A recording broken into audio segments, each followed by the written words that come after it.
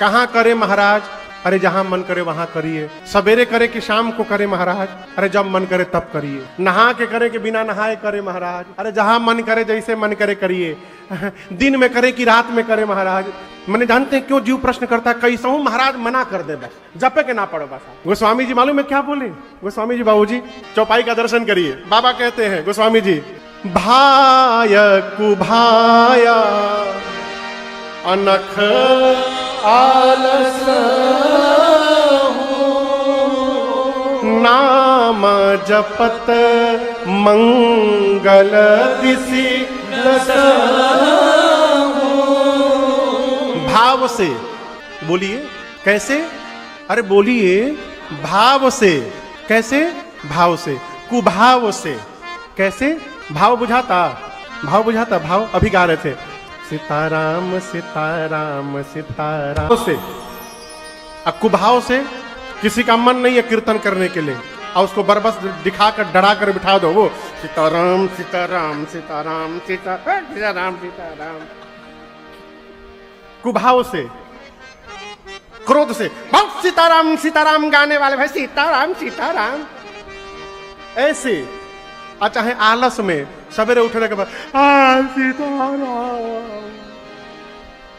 गोस्वामी जी कहते भाव से गाओ, चाहे कुभाव से गाओ, क्रोध से गाओ, चाहे आलस से गाओ, किसी भी प्रकार से यदि मुख से भगवान का नाम निकलेगा तो नाम जपत मंगल। कहां? दिशि दसहूं, दसों दिशाओं में जहां भी आप रहिएगा, किसी भी प्रकार मुख से भगवत नाम निकले आपका मंगल ही मंगल होगा। 10 गो दिशा मालूम है कहां कहां है? पता है बाबू? 10 गो दिशा पता है?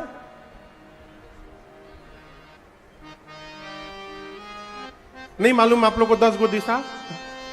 8 गो चारों तरफ है, पूरब पश्चिम उत्तर और दक्षिण। महाराज तो चारे हुआ नहीं, उत्तर और पूरब के बीच में भी है ईशान कोण।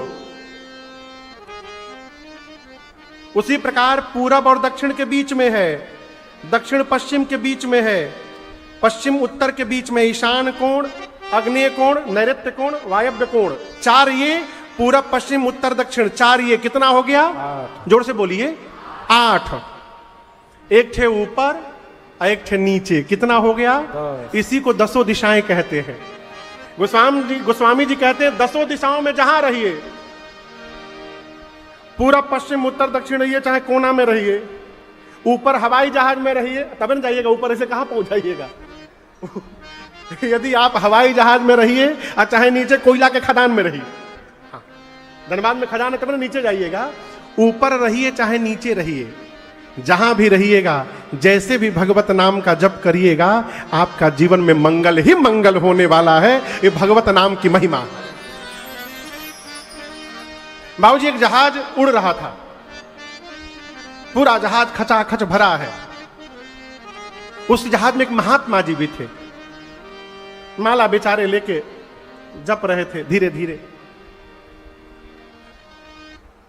तब तक पायलट ने भीतर से कॉकपिट से अनाउंस किया कि हमारा इंजन फेल हो गया है। अब इंजन फेल हो गया है, मेडे मेडे सुनाई पड़ जाए ना हो तो मेडे हो जाए।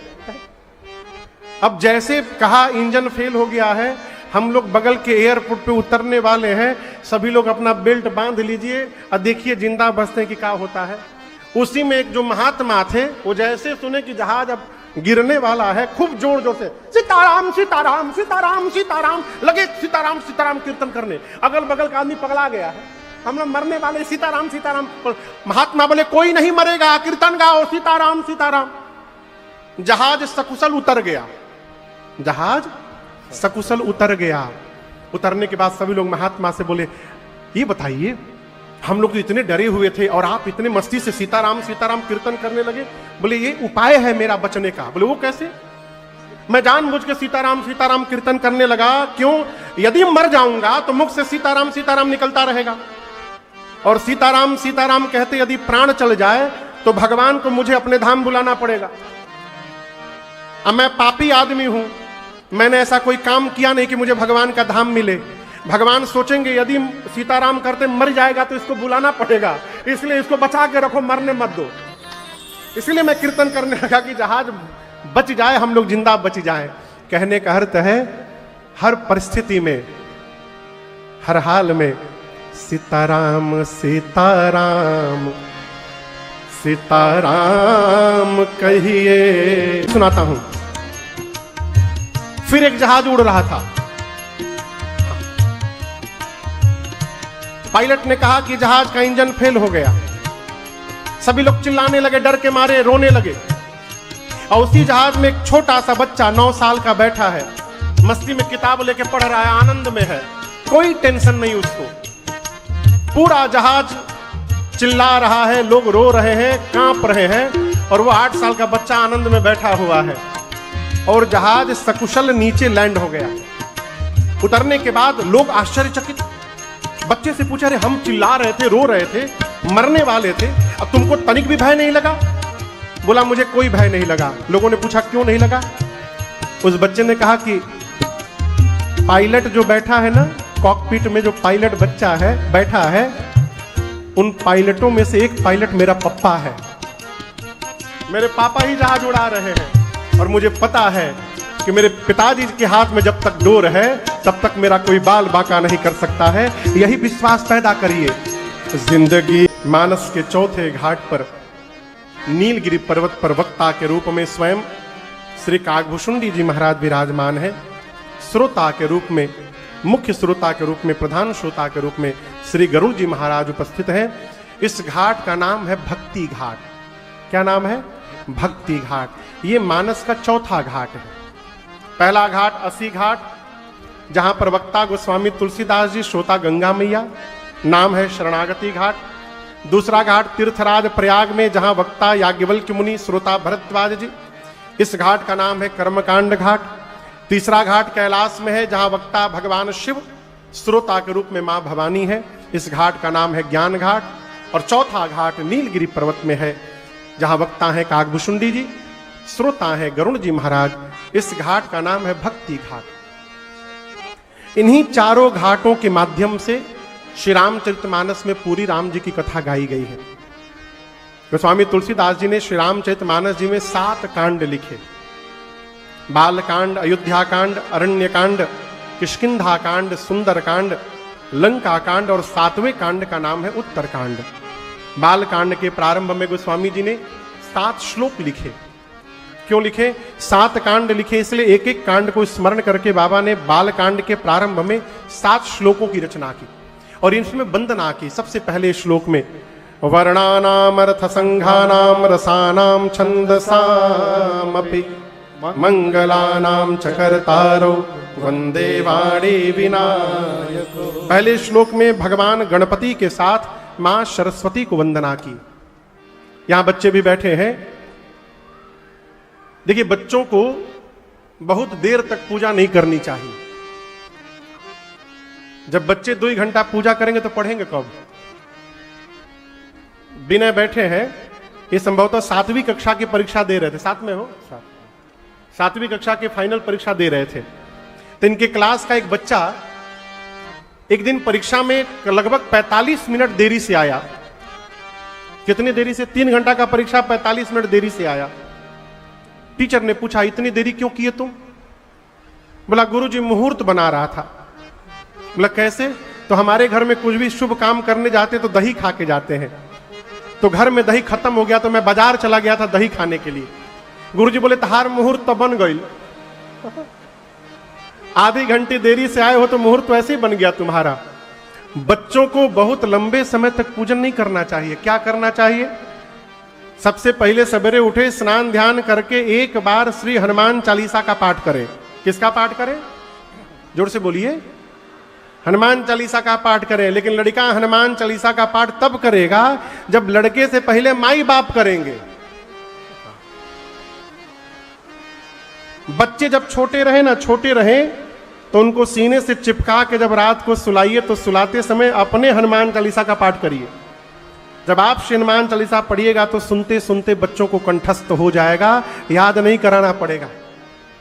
हनुमान जी से हम पढ़ते हैं हनुमान चालीसा तो कहते हैं बल बुद्धि विद्या देहु मोहि हरहु कलेश विकार। तो बच्चे श्री हनुमान चालीसा का पाठ करें और उसके बाद गणपति भगवान और सरस्वती मैया को प्रणाम करें। सरस्वती मैया को साल में एक बार प्रणाम करने से कुछ नहीं होगा।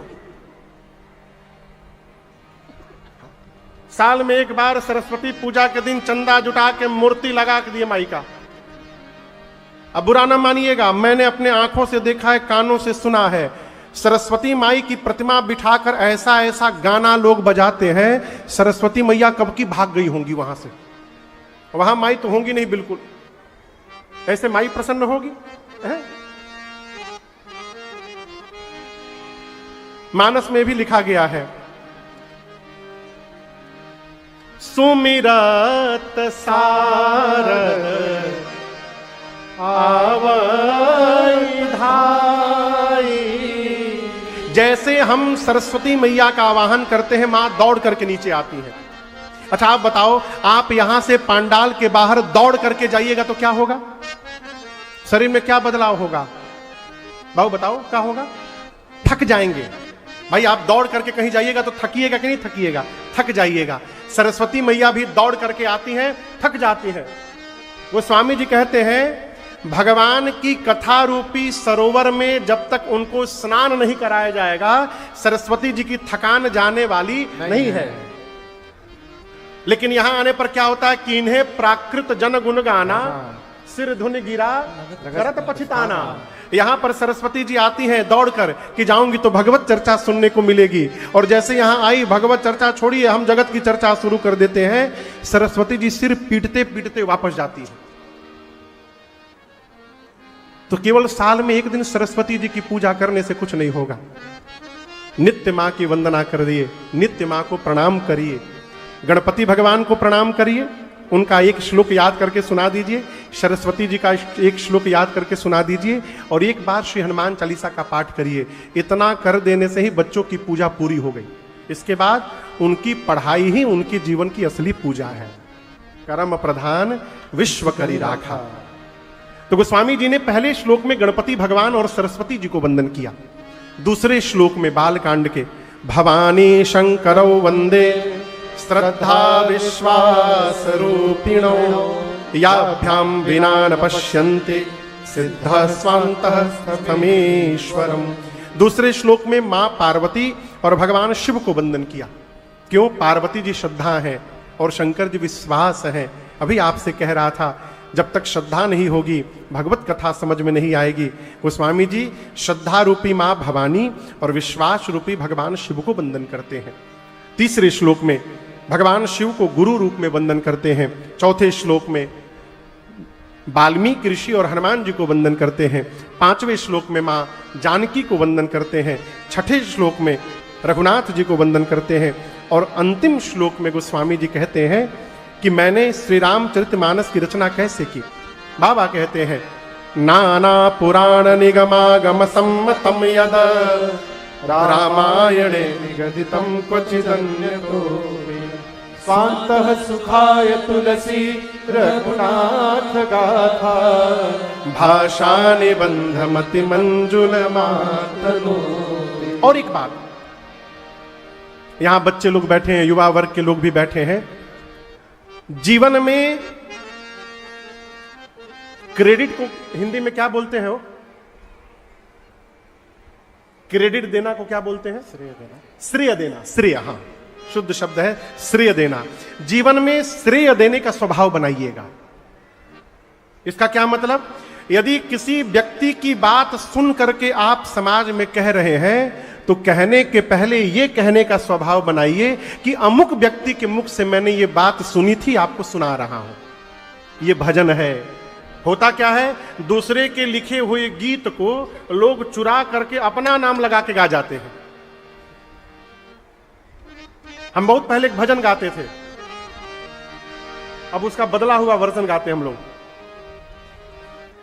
जिनकी चर्चा, हाँ क्या पहले क्या गाते? आया सखी, पहले गाते थे अरे कोई आया सखी फुलवरिया में जिनकी चर्चा है पूरे नगरिया में। भुला गए हम लोग भी भुला गए उस गीत को। ये तो अब गाते हैं, पहले दूसरा गाते थे, अभी गाते हैं कि जिनकी चर्चा है कल से नगरिया में। गीत है 2011 में पहली बार इस गीत को हम लोगों ने अपनी पहली राम कथा में इसको गाया था। 1-2 साल बाद पता चला, हमारे पास एक बालक रहते थे उस समय, कान्हा कान्हा हो कान्हा, कान्हा स्वीट्स, एक बालक रहते थे। बोले महाराज जी हमारे गुरु जी बहुत बढ़िया गीत गाते हैं, राम कथा में गाने लायक है, सुनाए आपको? हमने बाबू सुनाओ। तो यह गाने लगे, कोई आया सखी फुलवरिया में। जैसे जादू है उनकी नजरिया में इस लाइन को बदल के वो अपन जोड़ लिए थे। वो गाते रहे, पूरा अंतरा वही, मुखड़ा वही, खाली एक लाइन बदल दिए। बोले बहुत सुंदर बहुत सुंदर। कौन सुनाए बाबू? हमारे गुरुजी, म्यूजिक वाले गुरुजी। बोले वो लिखे हैं इस गीत को। बोले बहुत सुंदर गुरुजी तार लिखे हैं वो। फिर हम उनको 2011 के वीडियो दिखाएं, इसको जरा सुनो, पहली राम कथा में हम गाए हैं। ये व्यवहार ठीक नहीं है। किसी भी महापुरुष की रचना को गाइए। एक भारत के बहुत बड़े वक्ता, मैं नाम नहीं लूंगा, बहुत बड़े वक्ता, वो गीत गाए, यूं भरने को तो दुनिया में पशु भी पेट भरते हैं, जो बंदा बांट कर खाए उसे इंसान कहते हैं। ये उन्होंने गाया। 10 साल तक मैं जानता रहा कि ये उनकी रचना है, परंतु जब प्रातः स्मरणीय परम पूज्य श्री पथिक जी महाराज की किताब पथिकोद्गार मुझे प्राप्त हुई और उसको जब पढ़ना शुरू किया तो उसी के भीतर ये भजन था और उसमें लिखा था, यूं भरने को तो दुनिया में पशु भी पेट भरते हैं, पथिक जो बांट कर खाए उसे इंसान कहते हैं। अब वो बहुत बड़े वक्ता क्या किए, पथिक जी का नमुए खा गए। पथिक जो बांट कर खाए उसे इंसान कहते हैं, इसको बदल दिए, जो बंदा बांट कर खाए उसे इंसान कहते हैं। जब मैं पढ़ा तो मैं तो एकदम कांपने लगा, इतना बड़ा अपराध ये जीवन में भूल कर भी न करिएगा। किसी के द्वारा सुनी हुई बात उसके नाम को लेकर बताना चाहिए। मैं क्यों कह रहा हूं, श्री रामचरितमानस के रचयिता पूज्यपाद गोस्वामी तुलसीदास जी महाराज इस बात की घोषणा करते हैं कि मैंने इस ग्रंथ को कैसे लिखा है। नाना पुराण निगमागम सम्मतम यद रामायणे निगदितम क्वचिदन्यतो। गोस्वामी जी कहते हैं नाना पुराण, 18 पुराण से, 4 वेद से, निगम आगम 6 शास्त्र से, और इनके अलावा जितने रामायण मैंने सुनी है, इन सभी ग्रंथों के सार तत्व को निकाल करके और मैंने श्री रामचरितमानस में रखा हुआ है।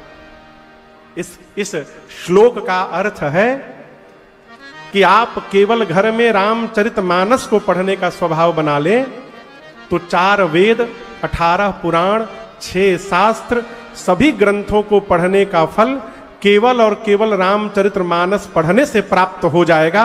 इसमें लेश मात्र भी संशय और शंका नहीं है। इसलिए स्वभाव बनाइए, 1 घंटा 2 घंटा नहीं, 5 मिनट पढ़िए। 5 मिनट भी समय नहीं है तो 1 चौपाई पढ़िए। अभी हम किसी के घर गए थे, भारत में कि भारत के बाहर की घटना मुझे स्मरण नहीं है, उनकी बात मुझे बड़ी अच्छी लगी। बोले महाराज हमारे डाइनिंग घर, जहां डाइनिंग टेबल है वहां एक स्थान बना के रामचरितमानस रखा हुआ है, और मेरे घर के नियम है किसी को भी भोजन करने जाना है वो उसको तब तक भोजन की थाली नहीं मिलेगी जब तक वो जाकर मानस जी को खोलकर 1 दोहा पूरा ना पढ़ ले। आप भी थे साथ में? 1 दोहा जब वो पढ़ते हैं तब जाकर टेबल पर बैठते हैं, उनको भोजन मिलता है। जहां से मन करे पढ़िए। इसलिए स्वभाव बनाइए। मानस जी को लाल कपड़ा में बांधकर आरती उतारने से कुछ होने वाला नहीं है, उनको खोल करके पढ़ने से उद्धार होगा।